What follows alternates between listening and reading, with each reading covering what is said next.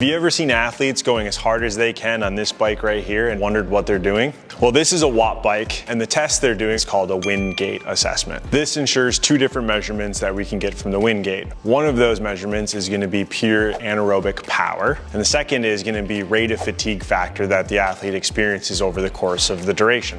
Anaerobic power is the value or the amount of watts any said athlete can produce in a short duration amount of time while riding the bike. For example, an athlete might be able to produce a peak amount of power within the first 5 seconds, and then what is that total value or that peak value they see over the course of that 30 seconds. What we get is a percent value of that fatigue. So for example, many athletes might see 50 to 60% fatigue factor, and ideally what we're looking for is those peak athletes we're seeing around under 40% fatigue factor. So they're able to maintain that maximal effort longer throughout the course of that 30-second test. So if you've ever watched the NHL Combine, you've seen Connor Bedard hammer out this test, which is one of the tests they use to understand his power and endurance in his legs. Turns out Bedsy is pretty strong.